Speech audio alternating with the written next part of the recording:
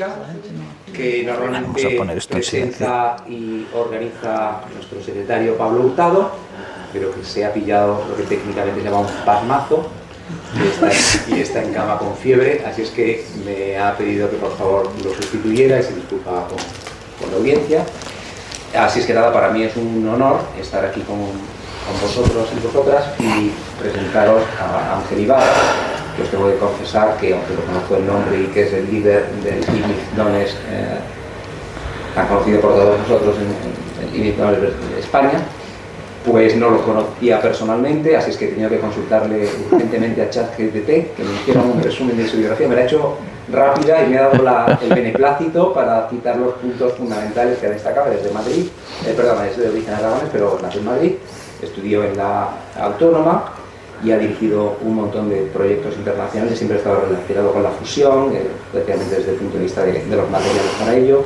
Ha dirigido muchos proyectos que no voy a leeros en el móvil, de CIEMAT en distintos ámbitos, y actualmente pues, es profesor de investigación en el CIEMAT y director del IFMIS, una trayectoria muy impresionante de publicaciones, proyectos, etcétera, etcétera, y tenemos muchas ganas de escuchar que nos cuente todas las vicisitudes y la ciencia asociada a esto. Así que muchas gracias por venir. Pues muchas gracias a vosotros. A ver, yo he puesto aquí un montón de transparencias, o unas cuantas transparencias, en las que intento contaros un poco, sin mucho detalle, pero de forma más o menos completa, pues dónde estamos, primero con la fusión, pero muy general, y luego un poco con el proyecto, con el programa Dones, para haceros y que os hagáis una idea un poco de los objetivos. A ver si esto funciona. A ver. Vale. De manera que un poco el esquema de la presentación es un poco explicaros de qué va la fusión, dónde estamos en la fusión y por qué es importante. Un poco, unas pocas palabras sobre cuál es el problema que pretendemos resolver, cuál es el problema de los materiales, qué es IFMIS Dones y dónde estamos esencialmente con el desarrollo del proyecto. Entonces, primero lo que es la fusión. Esto es un esquema muy esquemático de algo que puede explicarse muy largo, pero esencialmente lo primero que tenemos que tener muy claro es que el problema de la energía es un problema dramático. Y no sé si tenemos claro lo dramático que llega a ser o que va a ser en el futuro. Teniendo en cuenta la previsible evolución de la población en el mundo y teniendo en cuenta que a día de hoy la producción de energía en general en los últimos 40 años no ha evolucionado prácticamente nada, es decir, más del 80% de la energía se sigue produciendo mediante la quema de combustibles fósiles, y las energías renovables y la nuclear, ninguna de ellas llega a superar el 5% a nivel mundial. La idea de que en las próximas décadas, ni siquiera voy a hablar de 2050, en las próximas décadas, el objetivo, si queréis, 2100 o cuando sea, tenemos que ser capaces de producir 2 o 3 veces más de energía de la que se está produciendo a día de hoy con métodos radicalmente distintos de los que estamos usando hoy, es absolutamente dramático. No hay una idea clara de cómo podemos llegar a resolver ese problema. Una de las pocas alternativas, naturalmente tenemos la renovable solar, la eólica y todas esas, pero no es suficiente. Una de las pocas alternativas es las energías nucleares y en concreto la fusión, porque la fusión, la ventaja que tiene, o las ventajas que tiene, es que no produce CO2, lógicamente, es más segura, o es segura, no hay riesgos de reacciones en cadena comparado con la fisión, no produce residuos radiactivos de larga vida intrínsecamente, y además es una fuente de energía con alta densidad, lo cual significa que se puede producir bastante energía en sitios relativamente concentrados. La fusión, ahí tenéis un esquema de la física que hay abajo, ¿no? Se basa en reacciones que tienen lugar entre átomos ligeros, y cuando reacciones nucleares que tienen lugar entre átomos ligeros, y la diferencia de masa como consecuencia de la reacción libera energía. Como podéis ver, de esa curva se deduce inmediatamente lo que hablaba de la densidad de energía. En una reacción en la que me muevo a lo largo de esta línea, de aquí a aquí la cantidad de energía que se libera es mucho más que en el caso de la fisión, que me estoy moviendo por esta línea. De manera que, insisto, las reacciones de fusión son reacciones que tienen lugar entre átomos ligeros para producir átomos más pesados. Los tipos de reacciones de fusión que podemos tener son muchos, no tiene por qué. Nosotros siempre hablamos, ahora veremos a ver un poquito más despacio, pero siempre hablamos del deuterio y tritio, pero en realidad hay muchísimas posibles reacciones de fusión. El problema es las reacciones eficaces para que eso ocurra. Los dos átomos, cuando intentan juntarse, se repelen entre ellos, y para que llegue a producirse la reacción tienes que saltar una barrera de repulsión que hace que las reacciones eficaces sean relativamente bajas. Entonces aquí tenéis una curva con distintas secciones eficaces de unas cuantas reacciones de fusión, y de aquí se deduce inmediatamente por qué hablamos de deuterio y tritio. Es la reacción que tiene una sección eficaz más alta, de manera que es la que es en teoría más fácil. ¿Qué significa esto? Que para que yo tenga reacciones de deuterio y tritio tengo que hacer que las partículas tengan una energía promedio de este orden de ahí, que son entre 10 y 15 kiloelectronvoltios. Si traducimos 10 o 15 electronvoltios a temperatura, estamos hablando de 150 millones de grados. Eso es cuando hablamos de millones de grados, estamos hablando de la energía media de las partículas que tienen que interaccionar. Por supuesto, se podrían utilizar otro tipo de reacciones que tienen características distintas, pero necesitamos energía media de las partículas muchísimo más altas y, por tanto, muchísimo más difíciles de producir. Entonces, insisto, en la que más se está trabajando actualmente son las reacciones de deuterio y tritio, que consiste en una reacción de deuterio y tritio que da lugar, no sé si se ve por aquí, a un neutrón y un átomo de helio. El deuterio, de manera que el combustible que utilizamos es deuterio y tritio. El deuterio es relativamente abundante en la naturaleza. En el agua tenemos una proporción.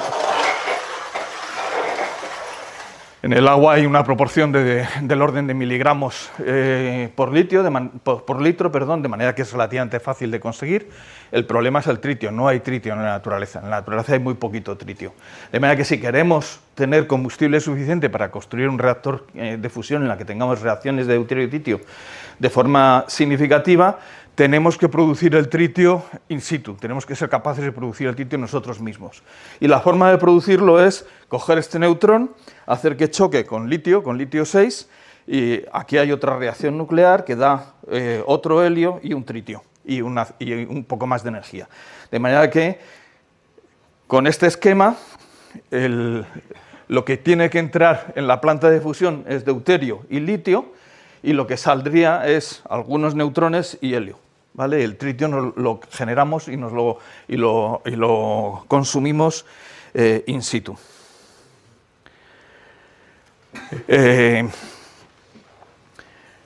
A lo largo de las últimas décadas, digamos que ha habido un esfuerzo internacional por transformar estas reacciones nucleares en una fuente de energía fiable. Se ha hecho a base de ir construyendo máquinas experimentales más y más complejas. En las máquinas experimentales que se han ido construyendo a lo largo del tiempo no se utiliza deuterio tritio, sino que se utiliza el hidrógeno, que es más fácil de manejar, pero de alguna manera sirve para entender cómo funcionan las partículas en las condiciones de trabajo en las que tenemos que trabajar. Pero bueno, utilizando esas máquinas, que veis ahí algunas indicadas digamos que todo el mundo desarrollado, se ha demostrado, o pensamos que la fusión desde el punto de vista científico parece viable. Somos capaces de conseguir que haya isótopos de hidrógeno, somos capaces de conseguir que haya hidrógeno moviéndose a energías del orden de 10 o 15 kilovatios durante periodos de tiempo suficientemente largos como para que se puedan producir reacciones de fusión y haya generación de energía. Entendemos la física de las partículas moviéndose en esas condiciones, que no voy a entrar demasiado en detalle, pero entendemos más o menos cómo funciona eso. De manera que el siguiente paso, históricamente, la idea que hay después de demostrar que la fusión es probablemente viable, es demostrar que la fusión es factible de verdad, y eso se está intentando demostrar en una máquina que se está construyendo en el sur de Francia, que es el proyecto ITER, del que probablemente habréis oído hablar todos. Es uno de los proyectos ahora mismo a nivel internacional más grandes que está desarrollando la humanidad. Y en ese proyecto, en ITER, lo que vamos a intentar hacer, ya no que haya solo átomos de hidrógeno, sino que haya deuterio y tritio y, por tanto, que se produzcan reacciones de fusión y, además, que la energía que se libera en esas reacciones de fusión sea más que la energía que metemos para calentar las partículas que se están moviendo. Pero en ese proyecto ITER no vamos a producir electricidad, solamente vamos a generar energía que se perderá de alguna manera, ¿no? Y no vamos a producir electricidad, luego lo comentaré probablemente, entre otras cosas, porque no somos capaces de resolver los problemas tecnológicos que nos quedan pendientes. El siguiente paso después de ITER es construir lo que se llama un reactor de demostración, que es ya una máquina en la que se cierra el ciclo de combustible, se produce el tritio in situ, generamos electricidad y ya comprobamos que todo es capaz de funcionar durante periodos de tiempo relativamente largos, pero todavía no tenemos ni idea del coste al que va a salir. En realidad aquí ya podemos empezar a ver lo que costaría. El siguiente paso es construir un prototipo, una máquina, un prototipo comercial, por decirlo de alguna manera. Esto es un poco los pasos que históricamente, el plan de trabajo que históricamente ha considerado el sistema público que es necesario para llegar a tener la fusión como fuente de energía viable. Y es difícil pensar que los pasos a dar sean diferentes, pero es verdad que una cosa que está ocurriendo en los últimos años es que en los últimos 3 o 4 años ha habido una explosión de empresas privadas, de startups. La palabra startup no sé si es un poco confusa porque startup suele ser 1 o 2 personas que tienen medio millón de euros con suerte. Aquí cuando hablamos de startups hay algunas que tienen 1.000 millones de euros y han contratado 500 personas o 1.000 personas, ¿vale? Pero ha habido una explosión de empresas que piensan que van a ser capaces de desarrollar la fusión de forma muchísimo más rápida, aparentemente saltándose algunos de esos pasos que os decía antes. La opinión de la comunidad, o por lo menos de parte de la comunidad, es que están locos, pero sí está generando un impacto muy importante en la visión del público y de las autoridades en lo que hay que hacer con la fusión. Se está generando un sentido de aceleración, de que tenemos que ser capaces de avanzar más rápidos y algunas de las ideas de estas empresas privadas se basan en una serie de desarrollos tecnológicos muy importantes que se han producido en los últimos años que no estaban antes de alguna manera. Lo que pasa es que esos desarrollos tecnológicos no resuelven todos los problemas, pero bueno, aquí lo único que quería contaros es que hasta hace 5 años prácticamente el 95% de la inversión era pública. Ahora mismo prácticamente estamos en una situación de 50-50, es decir, hay un montón de dinero privado invirtiéndose en fusión, que muchas de ellas fracasarán, pero a lo mejor hay suerte y alguna de ellas triunfa y consigue realmente acelerar el desarrollo de la fusión como fuente de energía. Y sobre todo lo que está ocurriendo también es que la comunidad de fusión, pensando en los ingenieros, en los físicos que están trabajando en este tipo de temas, se ha pues yo diría que más que triplicado en los últimos 4 o 5 años. Estas empresas privadas están contratando de forma masiva. Vale. Entonces, bueno, esto es un poco el panorama general de la fusión, pero cuando hablamos de producir electricidad, no solamente tenemos que ser capaces de juntar las partículas y que haya reacciones de fusión. Ese neutrón que sale con una cierta cantidad de energía hay que convertirlo en electricidad. Independientemente de cómo hagamos eso, el proceso de producir fusiones, además un reactor de fusión tiene muchas más cosas, ¿no? Y esas muchas más cosas es lo que en algunos aspectos lo hacen difícil. Lo primero es que ese neutrón que sale de la reacción de fusión tienes que ser capaz de convertirlo en electricidad. Para convertirlo en electricidad tienes que pararlo. Al pararlo lo paras interaccionando con materia. Esa interacción con la materia produce distintos efectos en los materiales, pero sea cual sean los efectos que produzcan, lo que hace es ceder energía del neutrón al material, el material se calienta, haciendo pasar un líquido refrigerante por ese material, consigues que el líquido se caliente, te lo llevas a una turbina y ahí produces electricidad. De manera que los neutrones son esenciales para poder transformar la energía en electricidad.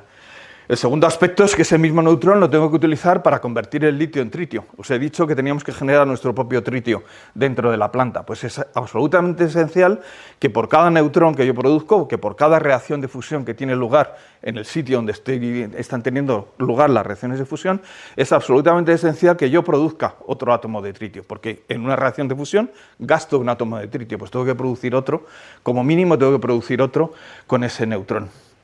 De manera que el cierre, el que llamamos el ciclo de combustible, es decir, el generar el tritio, meterlo en donde se están produciendo las reacciones y volverlo a sacar y producir tanto tritio como el que he generado, es esencial y no está en absoluto demostrado. Tenemos que demostrarlo porque de hecho no ha habido ninguna instalación, no voy a hablar de eso después, pero para que os hagáis una idea, la cantidad de tritio que tenemos que tener en un reactor de fusión se habla de kilos de tritio, en el conjunto de la planta, y en el mundo ahora mismo, por lo menos en el mundo civil, las instalaciones experimentales que son capaces de manejar más cantidades de tritio, estamos hablando del orden de 100 gramos. Es decir, estamos hablando de una instalación que tenemos que ser capaz de gestionar el tritio, que es un elemento radiactivo relativamente sencillo, pero un elemento radiactivo varios órdenes de magnitud más de lo que hemos hecho hasta ahora en un reactor de fusión. Además de eso, tenemos que tener sistemas que nos permitan calentar esas partículas hasta esos 150 millones de grados que decíamos, tenemos que mantenerlas calientes y luego, como hay neutrones, lo que hay alrededor del sitio donde se están produciendo las reacciones de fusión se activa, no se activa mucho, no es como un reactor de fisión, pero hay activación y por tanto, si hay algo que se estropea, no puedo entrar a arreglarlo, tengo que arreglarlo mediante manipulación remota o similar, de manera que además de poder producir las reacciones de fusión como sea, que ni lo he mencionado, tengo que tener todos unos sistemas alrededor que me permitan gestionar esas reacciones de fusión. Y muchos de los problemas que tiene ahora mismo que resolver la fusión no es tanto la física de cómo producir reacciones de fusión, sino todas esas cosas que hay que hacer alrededor, que tiene una componente de ingeniería muy importante, pero son esenciales. Aquí es un poquito más formal.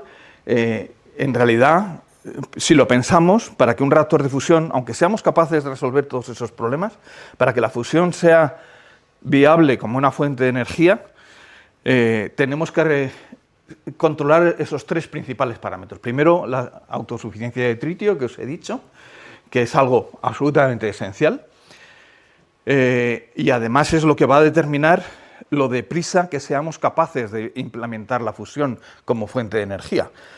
Solo para que os hagáis una idea de los órdenes de magnitud de lo que estamos hablando. Que la fusión sea relevante en el sistema energético no es construir un reactor. No lo hemos construido todavía, pero puede ser que lo podamos construir más o menos rápido. Pero para que la fusión sea relevante en el sistema energético, debería producir el 10% de la energía que estamos consumiendo, más o menos. Haciendo unos pocos números, esos son más de 1000 reactores. Construir 1000 reactores, y si lo queremos hacer relativamente rápido significa unas pocas décadas, tenemos que tener el tritio para arrancar esos 1000 reactores. Eso no existe ahora mismo, hay que producirlo de alguna manera, o en la generación anterior, o mediante otros métodos que se nos ocurran. Esto es importantísimo. El otro parámetro que va a hacer que la fusión sea viable como fuente de energía es la disponibilidad del reactor, que parece un término un poco abstracto, pero la disponibilidad del reactor es más o menos cuánto tiempo está parado comparado con el tiempo que está funcionando. Si yo tengo una máquina que funciona el 10% del tiempo, pues no es viable como fuente de energía, aunque funcione. Tiene que estar funcionando todo lo que se pueda. Y la disponibilidad depende de ingeniería, del diseño de la máquina, hacer el diseño con redundancias, etcétera, etcétera, pero depende también de la vida media de los materiales. Si resulta que los materiales no aguantan y los tengo que cambiar todas las semanas, pues el cacharro va a estar parado más tiempo que si aguantan 10 años los materiales allí. O el tiempo que me hace falta, os he dicho que tengo que entrar con robótica para hacer una reparación. Esos robots dependen del tiempo que tarden, si hacen la reparación en 1 hora o necesitan 10 días para hacer la reparación. Entonces, el desarrollar procedimientos, materiales, etcétera, etcétera, que sean suficientemente rápidos va a ser un parámetro crítico para que la fusión pueda ser comercialmente viable. Y luego el otro aspecto es la eficiencia del reactor. La eficiencia del reactor es cuánta energía eléctrica saco de la energía térmica que se ha producido. En las centrales de fisión, sabéis que más o menos es un 30 o un 35%, en las de carbón lo mismo, etcétera, etcétera. El número típico es del orden del 30, 35, a lo mejor el 40%, pero no más, porque depende críticamente de la temperatura a la que sale el refrigerante. Es decir, si tú refrigeras a 500 grados, la eficiencia que le puedes sacar a la turbina es, pues eso, un 35%. Si funcionas a 1000 grados, la eficiencia puede ser hasta un 60%. Si funcionas a 300, la eficiencia va a ser menos del 30%. Ahora mismo, y eso depende críticamente de los materiales por los que pasa el agua o el refrigerante que utilices para llevar a la turbina. Ahora mismo, los reactores de fisión os decía que están entre el 30 y 35% porque son de relativamente baja temperatura, funcionan alrededor de 500 grados. Ahora mismo no tenemos materiales capaces de trabajar a 1000 grados. No hay manera, y menos en fusión por lo que iremos viendo ahora. De manera que eso determina evidentemente la economía de la instalación. A lo mejor controlamos la física, a lo mejor somos capaces de controlar, somos capaces de producir electricidad, pero eso solamente va a ser rentable si la eficiencia es suficientemente alta para que la máquina sea productiva. Para poder cumplir estos 3 requisitos, pues eso, hay que resolver problemas tecnológicos todavía críticos, que es lo que están aquí, veis un resumen, el enriquecimiento del tritio, la extracción de calor, el comportamiento de los materiales frente a la radiación, el mantenimiento remoto, la operación a alta temperatura, etcétera, etcétera. ¿Por qué hablo tanto de materiales? Los materiales principalmente, donde tenemos problemas de los materiales de los que estamos hablando, se centran esencialmente en los materiales con los que construimos 3 componentes principales del reactor. Que no os he contado, no he querido entrar en demasiados detalles porque si no, no me da tiempo, pero son 3 componentes principales. Un componente principal es lo que llamamos la envoltura reproductora. La envoltura reproductora es la zona en la que yo pongo el litio para que se produzca el tritio. Ahí me llegan los neutrones, separan los neutrones, chocan con el litio, se genera el tritio. Todo eso tiene que estar lo más cerca posible del sitio donde se estén produciendo reacciones de fusión y es un componente crítico que está sometido a condiciones de trabajo muy malas. El otro componente es lo que llamamos el divertor. El divertor es un componente que utilizamos para sacar todas las porquerías producto de la reacción de fusión. Porquerías me refiero al helio, quiero decir, cuando yo tengo una reacción de deuterio-tritio, hemos dicho que se produce el producto de la reacción es el neutrón y helio. El helio no pasa nada, no es radiactivo, se puede tirar a la calle sin ningún problema. Es muy malo para mantener la temperatura del deuterio y el tritio. El deuterio y tritio he dicho que está a 150 millones de grados. Si yo tengo mucho helio, eso se enfría. Si tengo otras cosas, todavía se enfría más, pero el helio acaba enfriando. De manera que los residuos de la reacción nuclear los tengo que ir sacando una bomba de vacío, esencialmente, chupando con una bomba de vacío, pero como son partículas que están calientes y que están con bastante energía, si yo tengo por aquí una bomba chupando, muchas de esas partículas van a chocar con las superficies de este componente y la deposición de energía en la superficie de ese componente puede llegar a ser depende del diseño de ingeniería críticamente. No somos capaces de diseñar un componente que sea capaz de aguantar más de 10 megavatios por metro cuadrado. Si no tenemos cuidado, estamos muy cerca de 100 o incluso de más. La deposición de energía, muy superficial, no es radiación ni nada, es simplemente iones chocando con la superficie, puede ser muy alta y el diseño de este componente es crítico, el comportamiento de los materiales de ese componente es crítico Y luego, pues todos los sistemas diagnósticos que si están sometidos a radiación, pues en principio el comportamiento de los materiales se va degradando y los diagnósticos dejan de funcionar bien. De manera que esos son los componentes críticos en los que tenemos problemas de materiales. Y ahí veis una lista de algunos de los requisitos de lo que tienen que ser capaces de aguantar los materiales. No voy a entrar mucho en detalle. Y los materiales de los que estamos hablando son, para propiedades estructurales, es decir, para que no se me hunda el reactor, pues aceros especiales, un poquito especiales, y si pudiéramos llegar a alta temperatura, pues hablamos de carburos de silicios, wolframio, vanadio, aleaciones de vanadio, pero el problema es que todos estos tienen problemas que todavía no entendemos bien y realmente a día de hoy son los aceros. Los materiales funcionales, que son los que yo utilizo para generar ese litio que os decía, pues se utilizan cerámicas de litio, metales líquidos, algunas aleaciones de berilio para intentar que tengamos algún neutrón más. Los sistemas para la extracción de calor utilizan wolframio y utilizan también aleaciones de cobre, y luego para las aplicaciones funcionales pues son sobre todo óxidos, diamante y espejos metálicos basados en molibdeno. Solo para que os suene el tipo de material del que estamos hablando. ¿Y cuál es el problema que tenemos? Pues el problema es que la cantidad de neutrones que tenemos que tener en un reactor de fusión es muy grande. Muy grande significa 1 o 2 órdenes de magnitud más que en cualquier reactor de fusión o con cualquier máquina de fusión que hayamos construido hasta el momento. ITER está en construcción todavía, pero la cantidad de neutrones que vamos a producir en ITER es del orden de 1 dPa o 2 dPa en toda la vida de la máquina. No sé si sabéis lo que es un dPa, pero un dPa es un displacement per atom, es una unidad cualitativa que utilizamos la gente de materiales para hacernos una idea de cuánto es el daño que puedo producir en un material. Un dPa significa que yo he desplazado, mediante choques entre las partículas que sean, iones o neutrones, yo he desplazado todos los átomos del material de su posición una vez.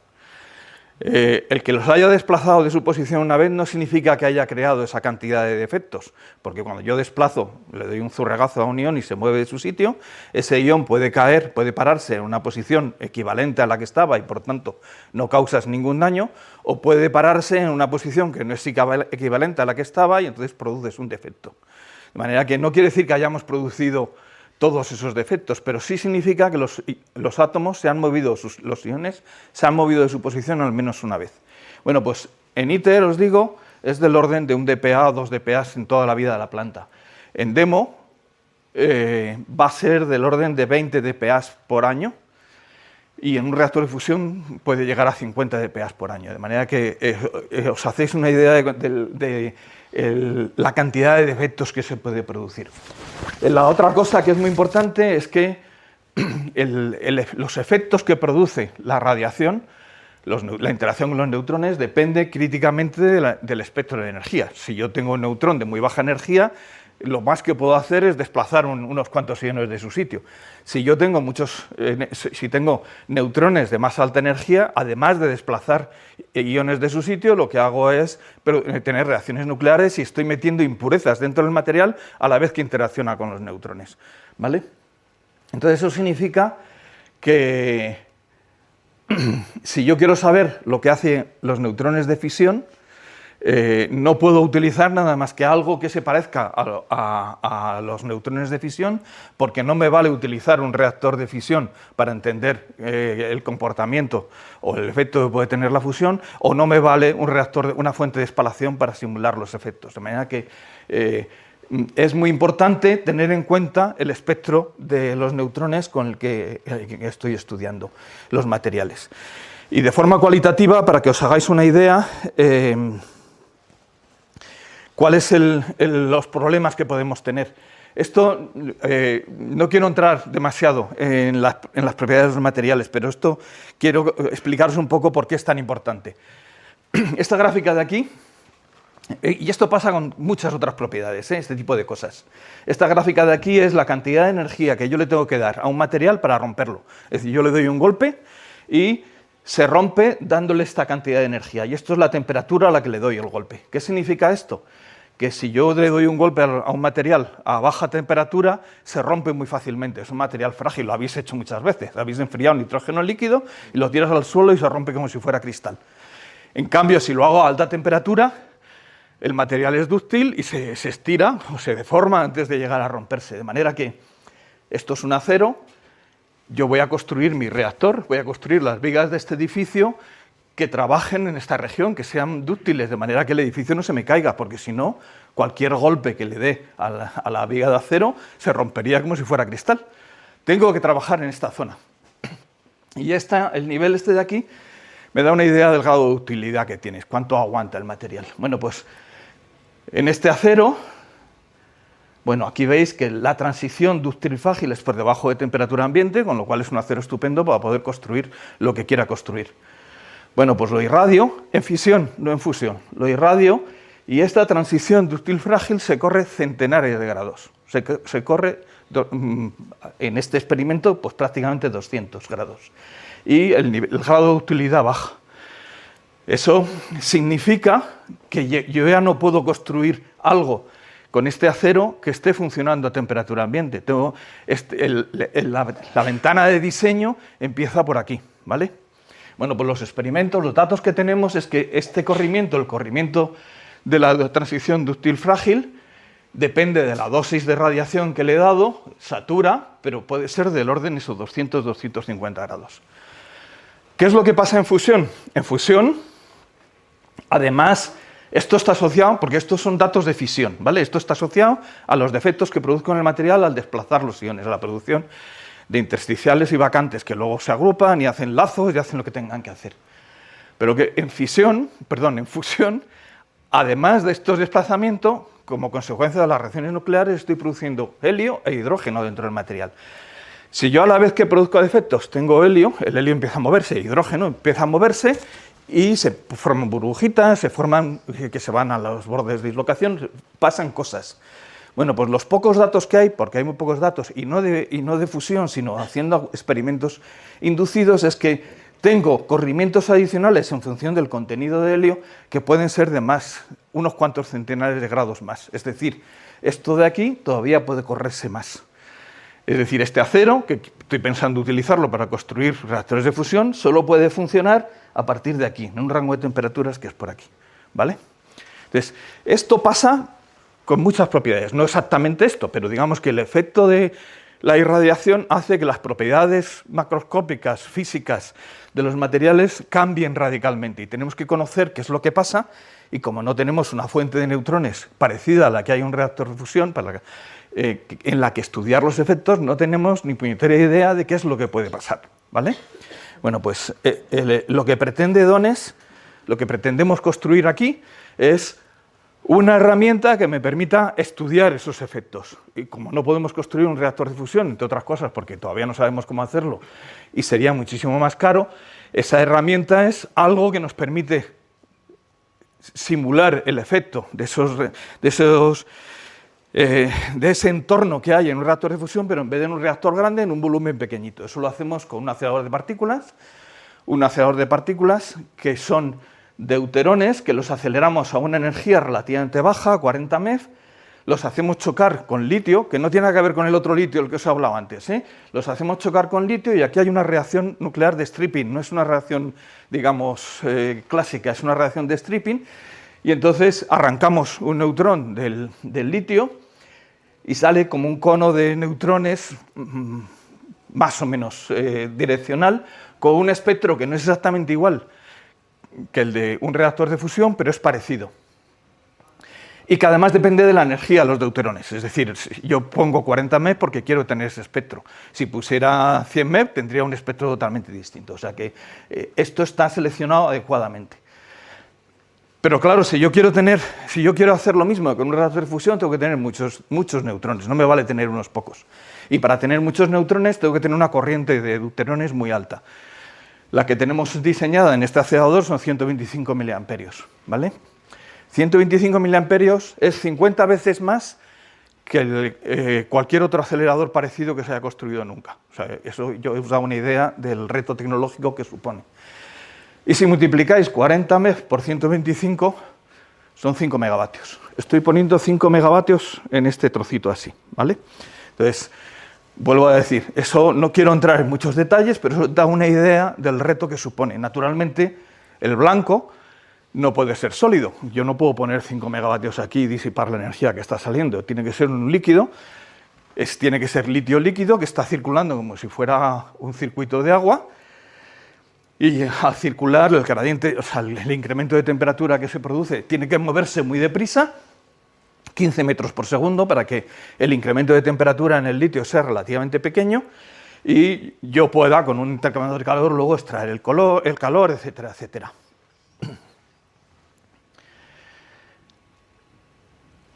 Hacer los experimentos es también un reto. Es un reto porque para que los datos sean representativos de lo que pasa en los materiales y los códigos de diseño, las bases de datos oficiales me los acepten, tienen que estar la temperatura de las irradiaciones tiene que estar bien controlada y no puede tener muchas variaciones. Hacer un experimento aquí, llegar a fin de vida de lo que sería el uso de los materiales en un reactor es 2 años de irradiación continua. O sea, no es un experimento de una semana, es un experimento de estar funcionando continuamente 2 años, o 3 a ratos, pero 2 años sin parar. Es decir, tengo que controlar lo que está pasando en las muestras durante 2 años sin que se me vaya la temperatura a 50 grados para arriba, porque si se me va la temperatura, puedo empezar de cero. Ya no me sirve para nada la irradiación que he hecho.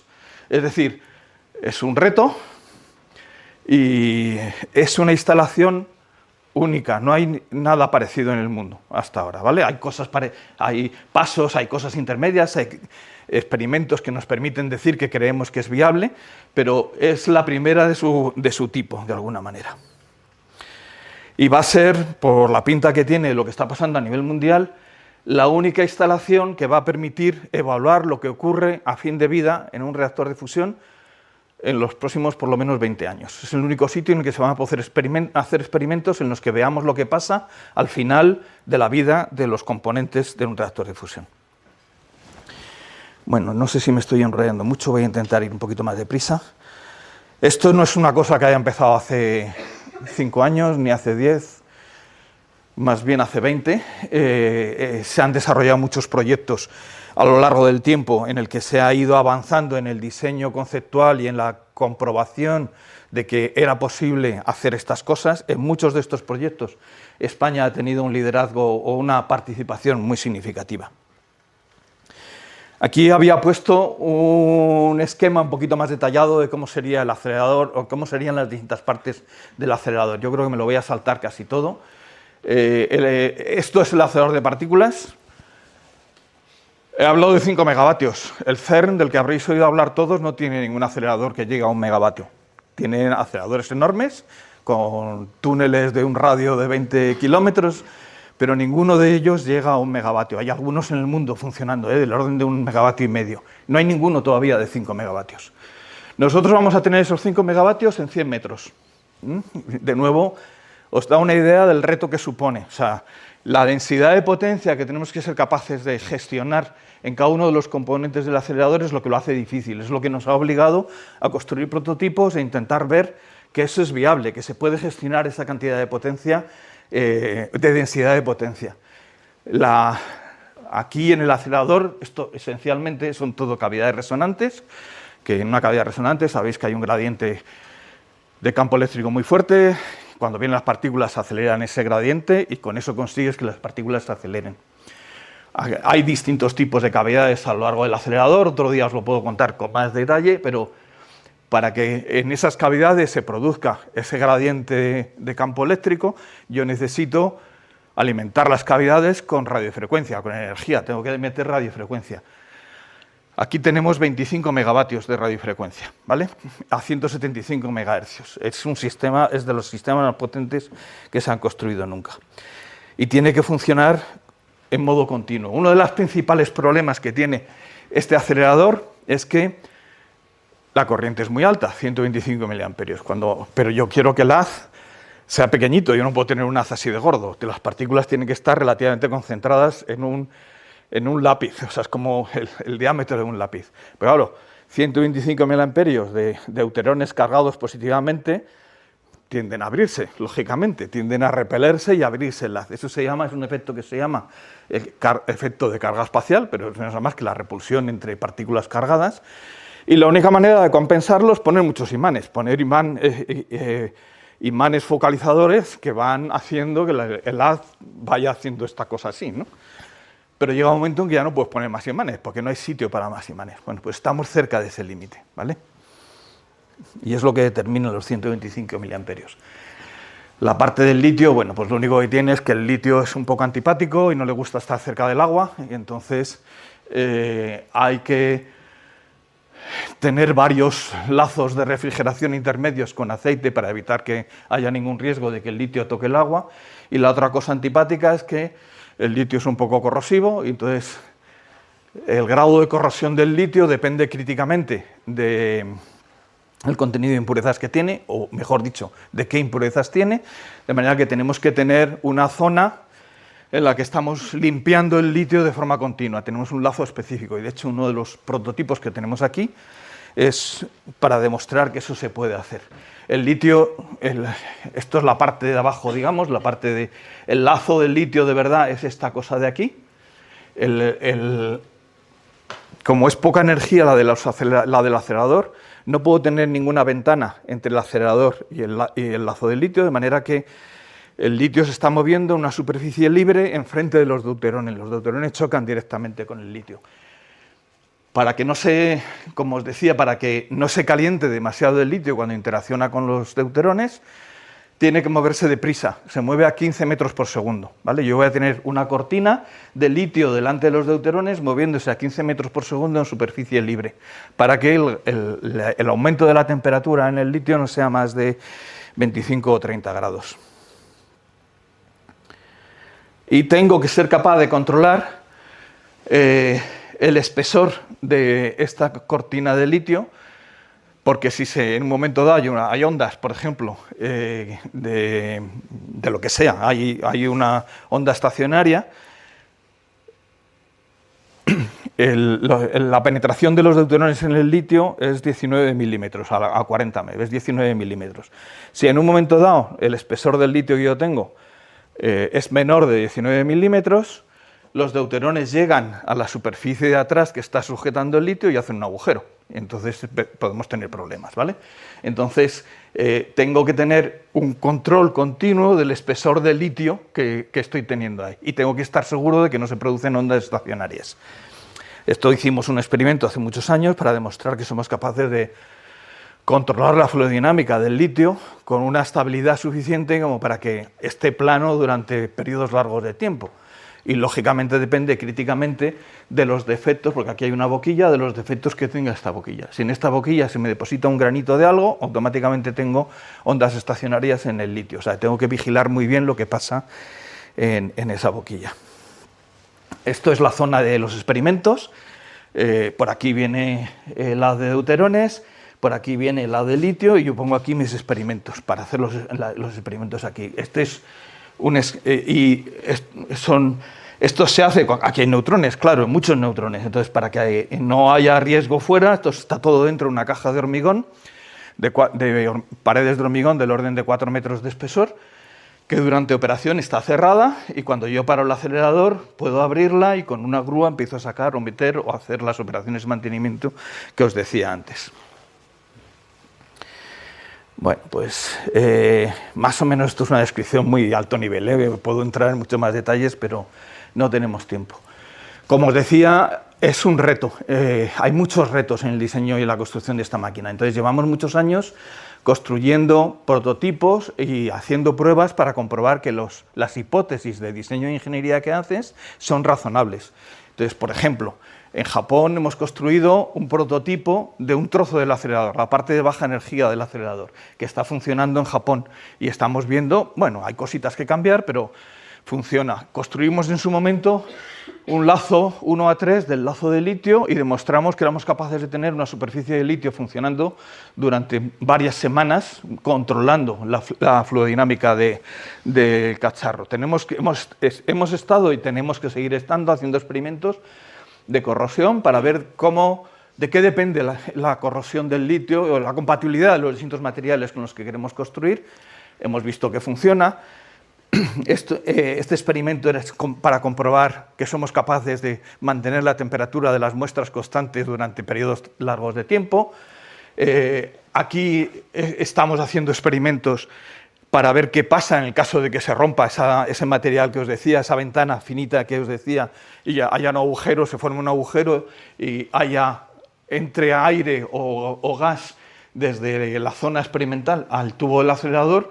Pues que estamos haciendo experimentos para ver cómo se propaga la onda de presión e intentar colocar válvulas rápidas de aislamiento, de manera que en caso de que pase eso podamos separar las distintas partes del acelerador, etcétera, etcétera. Todas estas instalaciones están construidas o se están construyendo para probar distintos aspectos relacionados con diferentes dudas o cosas que queremos comprobar de la instalación. Entonces ahora experimentos. Con esto termino un poco la descripción, ¿vale? Me gustaría decir unas pocas palabras de los experimentos que podemos hacer, 5 minutos, ¿vale? Tenemos 3 grandes áreas experimentales. La caja de hormigón en la que os decía que puedo poner mis muestras, pero además de eso hemos hecho un agujero en esa pared de hormigón.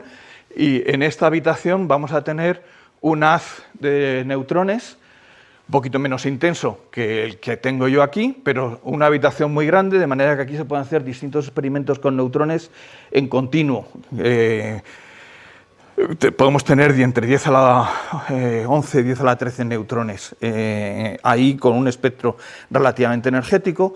Y luego estamos desarrollando también la posibilidad de extraer un bunch de partículas del acelerador, un 1 por 1000 del acelerador de deuterones, para bajarlo a la habitación que hay abajo y tener aquí una zona experimental en la que se pueden hacer experimentos con haces pulsados, con un haz pulsado de deuterones o de neutrones, que la idea que tenemos aquí sobre todo es construir una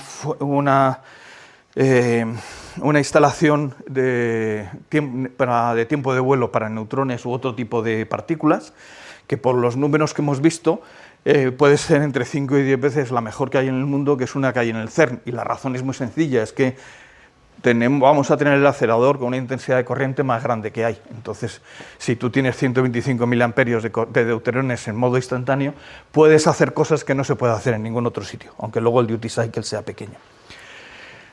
En la zona de la caja de hormigón que os decía, el experimento principal es el módulo que llamamos de alto flujo, que lo que hace es permitir, está diseñado para la irradiación de materiales. En este módulo, esto sería un componente que es como 2,5 metros de alto, 1,5 de ancho y como 30 o 40 centímetros de espesor. Las muestras están colocadas aquí, en un trocito, una cosa así, ¿vale? Las muestras están colocadas en cajas como cajas de cigarrillos, que son estas cosas que veis aquí. Hay 32 cajitas, 4 filas, 32 cajitas de cigarrillos, aunque las más significativas son solamente las del centro. Cada una de ellas está controlada la temperatura de forma independiente y se mide independientemente la temperatura, y en cada una de ellas podemos meter del orden de 100 muestras, ¿vale? De manera que en una irradiación vamos a tener del orden de probablemente muestras significativas, 1000, 1200 muestras significativas. Y este mismo módulo nos vale para irradiar acero, para irradiar cobre, para irradiar tungsteno y una serie de materiales que cada uno tiene que hacerse a una temperatura en unas condiciones diferentes. Además de esos experimentos, porque eso es esta zona de aquí, la zona con un flujo más grande. Además de eso, tenemos toda esta zona de aquí que ahora mismo está vacía, y lo que estamos intentando es generar un catálogo de cualquier idea loca que se le ocurra a cualquiera que quiera pensar en un posible experimento aquí, de manera que nos aseguramos de que esos experimentos sean posibles. Incluido vosotros, tenemos una comunidad de usuarios que si queréis echar un vistazo, estáis más que invitados a uniros a la comunidad de usuarios.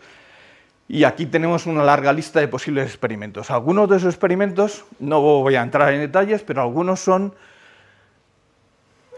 mock-ups representativos no ya de lo que pasa con los materiales, sino de componentes de un reactor. En vez de un breeding blanket que os decía antes que era muy importante, una envoltura reproductora. Esos son piezas que son a lo mejor 6 o 7 metros de alto por un par de metros de ancho, pero en realidad están hechas a base de varios miles de celdas unidad, en el que en realidad la parte representativa del fenómeno físico que ocurre es una cosa de este tamaño. Bueno, pues podemos coger una celda unidad de ese estilo, totalmente funcional, con refrigeración, metal líquido o lo que sea, y colocarla en dones y ver cómo se comporta hasta fin de vida de ese componente. Ese experimento no se puede hacer, o no se podrá hacer en ningún otro sitio nada más que aquí.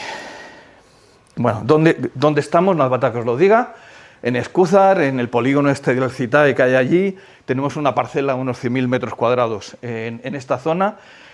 La instalación tendrá esta pinta cuando esté construida y ahora mismo tenemos ya esta esquina de aquí, ¿vale? Esta esquina está hecha y de hecho la universidad tiene también aquí, ha construido aquí un edificio que es el UG Redones, que es en realidad donde estamos nosotros. Esto es lo que tenemos ahora. Este es el UG Redones, nosotros estamos ahí, aunque dentro de poco supongo que nos cambiaremos a este edificio que ya está totalmente terminado. Aquí tenemos una nave grande en la que tenemos algunos prototipos y aquí hay otra nave en la que pondremos algún prototipo en cuanto podamos. Los prototipos que tenemos, pues aquí podéis ver. Esto es un prototipo escala 1:1 de ese lazo de purificación del litio que os decía. Aquí no hay ninguna persona, pero una persona es una cosita así, ¿eh? Esto es un pedazo de cacharro.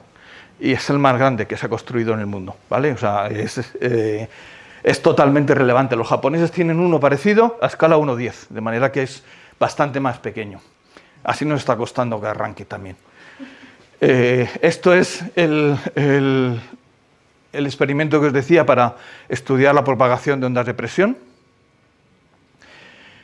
Esto es en una escala 1:1 de los últimos 30 metros del acelerador sin imanes, solamente el vacío. Entonces los experimentos que hacemos es que aquí se supone que está esa pared que se puede romper, entonces la rompemos con distintos métodos y vemos cómo se va propagando la onda de presión a lo largo del tubo y hay válvulas rápidas colocadas en distintos sitios y vemos si el sistema de control y todo funciona adecuadamente. Esto es una escala 1:1 también del módulo, de uno de los módulos que queremos utilizar a la hora de arrancar. Esto está lleno, parecido a esto está lleno de distintos sensores de radiación, distintos tipos de sensores de radiación, y lo que queremos ver es cómo funciona este cacharro, la sensibilidad que tiene, la relación señal-ruido cuando pones muchos sensores juntos, cómo detecta la radiación, etcétera, etcétera, ¿vale? Somos ya, casi ya está viejo, ya no somos 50, somos casi 70 y espero que acabemos el año cerca de 80 personas trabajando ya en Granada, allá en Escúzar. Antes lo comentaba, este año hemos adjudicado contratos por casi 250 millones, solo adjudicado, ahora nos queda el trabajo. O sea, una cosa es adjudicar el contrato y otra desarrollarlo, sobre todo para ingeniería, para empezar a construir el edificio principal en el que cabría, en el que habría que meter el acelerador. Y luego estamos intentando, conforme las cosas urgentes, que es echar hormigón al suelo, estamos intentando lanzar actividades experimentales pues relacionadas con el litio, con el remote handling, con los sensores, con cosas que tenemos que aprender a manejar. No me preocupa, yo no estoy tan interesado, aunque naturalmente me gustaría, en hacer demasiada I+D. Lo que sí me gustaría es ser capaz de manejar litio, y para hacer eso tengo que hacer I+D, claro. Pero tenemos que desarrollar capacidades experimentales que nos permitan manejar luego los cacharros gordos que van a llegar. El esquema, más o menos, hemos entrado en la fase de construcción ya hace un par de años, y lo que prevemos es que la fase de construcción, que es este plan de aquí, son del orden de 10 años. La construcción no es simplemente construir, es construir y arrancar. Es el acelerador más potente del mundo, o uno de los más potentes del mundo. Os aseguro que no es colocar las cosas y darle un botón. Calculamos que el empezar desde cero a llegar a 5 megavatios nos va a llevar 5 o 6 años de trabajo. De manera que el camino crítico en realidad es la construcción del edificio. En cuanto esté el edificio empezamos a meter los primeros componentes del acelerador y poco a poco se van añadiendo más. Y desde ese primer momento ya vamos a empezar a tener haz, vamos a empezar a tener deuterones, etcétera, etcétera, y vamos a ir desarrollando la capacidad de gestionar un acelerador de alta corriente que no va a ser ni mucho menos trivial. Y bueno, este es el resumen que bueno, ya más o menos que espero haberme explicado. La fusión, a pesar de todas las dificultades que he contado, sigue siendo una de las pocas alternativas para la producción de energía en el futuro. España ha jugado, no he hablado demasiado del papel de la industria en esto, pero España tiene un papel bastante bueno en el mundo de la fusión, desde el punto de vista industrial y desde el punto de vista científico. Donés está en construcción ya. Donés va a ser esencial, no digo relevante, va a ser esencial para demostrar cuál es el comportamiento de los materiales en los futuros reactores de fusión y va a permitir también cualificar o validar algunos de los diseños de ingeniería para componentes, no solamente para los materiales, sino para componentes. Y además pensamos que al ser una instalación única, yo estoy preocupado por la fusión y es con lo que he trabajado toda mi vida, pero sirve para otras cosas y esperamos que poco a poco tengamos usuarios que no sean de la comunidad de fusión interesados en trabajar en cosas relacionadas con el proyecto. Y muchas gracias.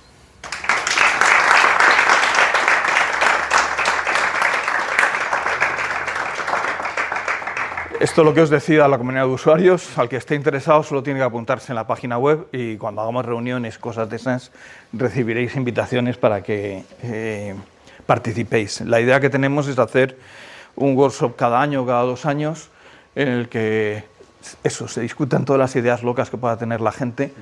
No porque se vaya a hacer ese experimento, que luego habrá un comité que tendrá que decidir, pero sí para que hagamos... estemos seguros que el diseño de ingeniería que se hace, que lo que se construye, no impide hacer esos experimentos. Fantástico. Pues muchísimas gracias por la charla tan amena y... ¿Tenemos tiempo para preguntas? Elvira, por favor. Ángel, en primer lugar, muchas gracias por la charla. Ha sido muy interesante. Te voy a hacer una pregunta sobre un tema que no tiene que ver con... No, nada que ver, vale. Y es sobre el ITER. ¿Cuál es la situación actual?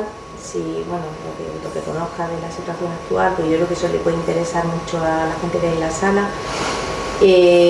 Bueno, no sé muy bien porque pues perdí la pista. ¿Qué pasó?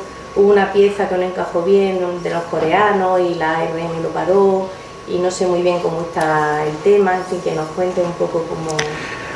Eso es para otra charla, ¿eh? Sí, sí. Pero bueno, a ver, en resumidas cuentas, ITER ha tenido varias crisis a lo largo del tiempo. Muchas de esas crisis, esas crisis se traducen en problemas técnicos, evidentemente, en la construcción de la máquina, que de nuevo es una máquina única en el mundo, de manera que es razonable que haya problemas técnicos. Pero muchas de esas crisis originadas porque en el momento de la negociación política para poner en marcha el proyecto, algunas decisiones fueron raras. Fueron raras, no, que están justificadas por razones estratégicas de cada uno, pero la principal razón es que los 7 socios principales, todos querían participar de todas las partes de ITER, y eso significaba que la cámara de vacío, que es lo que mencionabas tú, pues en vez de hacerla uno, lo hacían 3 y cada uno lo hacía con un procedimiento distinto y utilizando un método que se supone que debe ser compatible, pero luego tiene que venir y ponerse al lado de la pieza que ha construido otro, ¿no? Entonces, esas cosas en general causan problemas. Entonces sí, ha tenido problemas técnicos, da la impresión, por lo que nos llega, que ahora está bastante arreglado, o sea, está funcionando mejor. Con esa en concreto, con el tema de las cámaras de vacío, pues lo que están haciendo es reparar las piezas antes de meterlas y están readaptando los procedimientos de soldadura para para que sean fiables, por decirlo de alguna manera. Y por lo que yo sé, hay metidos ya 3 sectores dentro, no han empezado todavía con las soldaduras, pero parece ya que la relación también con el regulador, que era uno de los problemas, al final hubo un momento en el que el regulador no se fiaba de lo que les decía ITER, parece que la relación con el regulador ha mejorado mucho también, en principio. Entonces, parece que está encaminado, han hecho un plan, un nuevo time schedule en el que los hitos políticos los han retrasado y los hitos científicos los han adelantado, de manera que tiene mucho más sentido lo que están haciendo ahora, aunque políticamente es mucho más difícil de vender. O sea, ya no hay primer plasma, por ejemplo, porque el primer plasma era los imanes y nada de sistemas de calentamiento ni nada, entonces no va a haber políticos hasta dentro de 10 años inaugurando la máquina, pero luego, en cambio, la fase de tritio, la fase de empezar a operar con tritio, la han adelantado 3 o 4 años. ¿El litio qué papel juega? O sea, porque se habla mucho del tritio, pero el litio tampoco tenemos mucho litio en... Litio no hay problema. No hay problema porque, aparte de que hay minas de litio, etcétera, etcétera, hay litio disuelto en el agua del mar y si hiciera falta se puede sacar todo el litio que haga falta del mar, del agua del mar. Es más caro, claro, pero en principio es más caro, pero no hay problema. Es mucho más demandante de litio las baterías que nosotros, en el fondo. El litio no es problema. Sí, no, el litio no es un problema en principio. Es más problema, perdona, no lo he dicho, pero por ejemplo es más problema el helio. Utilizar helio está subiendo el precio del helio asombrosamente. O sea, yo creo que, por lo que yo sé de mi área, hay un boom en las tecnologías cuánticas y el helio enfría, y ahí es donde se utiliza mucho helio. Entonces todos los materiales de... El helio está subiendo de precio tremendo. Entonces hay gente que quería utilizar helio para refrigerar y ahora están mirando alternativas que no utilicen helio y demás. Sí, yo también me ha parecido muy interesante tu charla, te agradezco mucho. Sí, tengo una pregunta o dos preguntas. La primera es, has hablado que al principio de tu charla de que hay muchas capital privado que parece ser que se está metiendo en esto, ¿no? Y claro, ellos, entiendo yo, que van a tener los mismos problemas que los proyectos públicos, como el ITER, ¿no? Entonces, claro, van a necesitar esta infraestructura también, para si ellos quieren desarrollar sus prototipos. Entonces, mi pregunta va un poco relacionada en el sentido de que supongo que vosotros, dentro de vuestro proyecto del desarrollo de esta infraestructura, en algún momento vais a tener clientes de capital privado.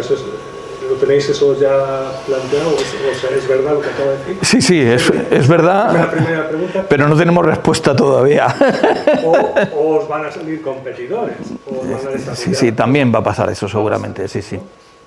Y la segunda, me ha parecido que lo has dicho al final, pero no estoy seguro, me gustaría que lo confirmaras. Hay otros procedimientos para producir la fusión. Por ejemplo, yo he oído, bueno, no soy experto, pero he oído lo que se oye en las noticias, que hay confinamiento mediante láser, cosas. Otro tipo de procedimientos tienen el mismo tipo de problemas y sería esta máquina útil para este otro.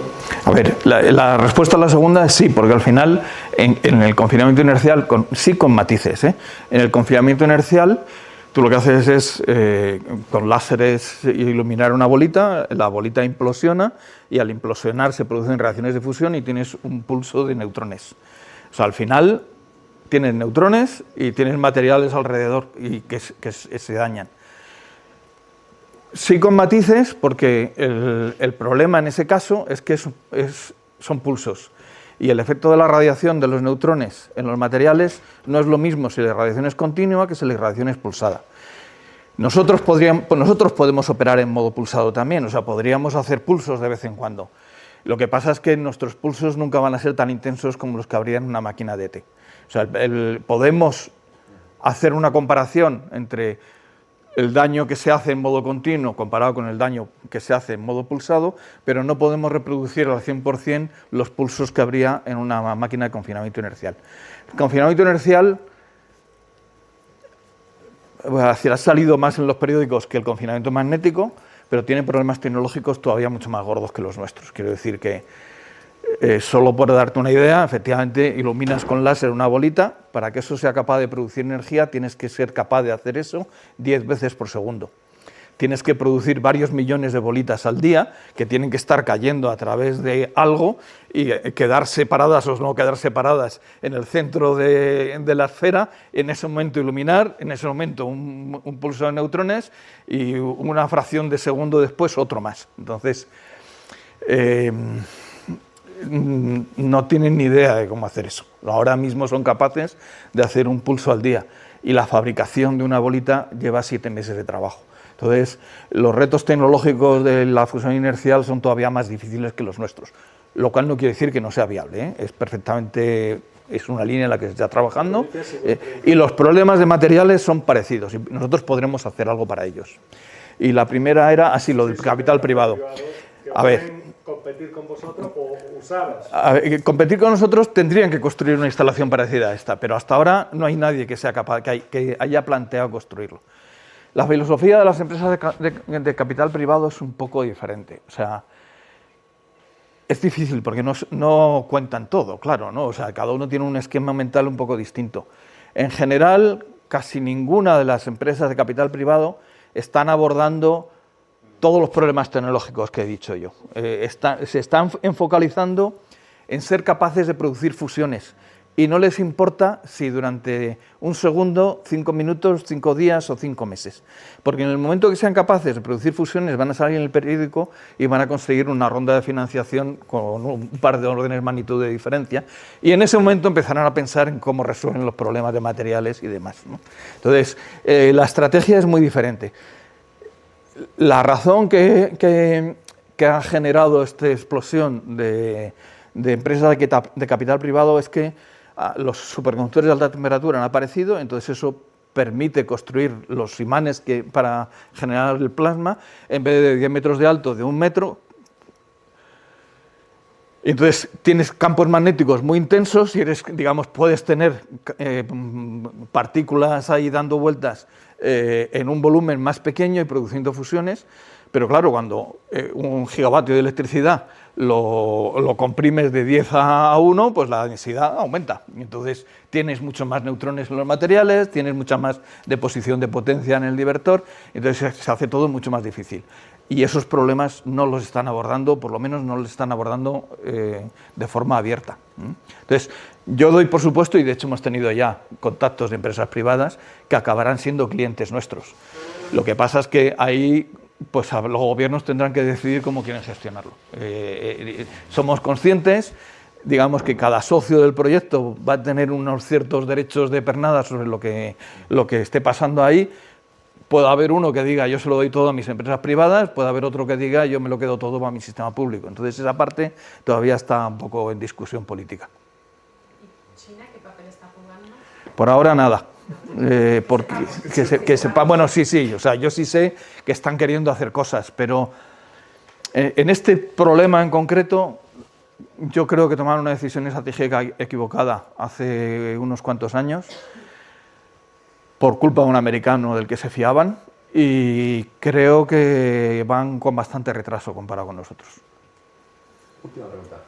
En cuanto a oportunidades laborales para alguien que ha hecho la carrera de física, ¿ahora mismo hay cosas o no? Ahora mismo hay 15 puestos abiertos y cada 3 meses sacamos convocatorias. Hay trabajo para todo el que quiera.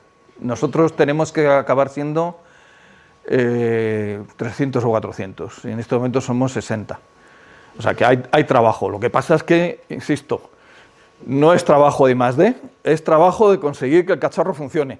Que naturalmente es I+D porque es un cacharro único en el mundo, pero yo lo que te voy a decir es que necesito echar hormigón, que necesito conectar la luz, que necesito que el litio dé vueltas, y, o sea que es trabajo orientado a que la máquina funcione. Pero creativo. No, claro.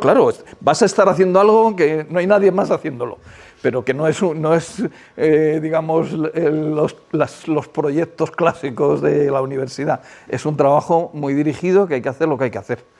¿Pero se busca un perfil de que haya hecho la persona un máster en partículas o eso da igual? Ingenieros de caminos, electrónicos, químicos, matemáticos, necesitamos de todo. O sea, es más... A ver, hombre, algo de orientación tiene que haber, pero realmente es muy difícil pensar que yo voy a encontrar a alguien perfectamente adaptado a los puestos que yo necesito. Yo prefiero a alguien interesado y formarlo yo que alguien que esté formado y no esté interesado. Pero claro, te tiene que llamar el litio, te tiene que llamar...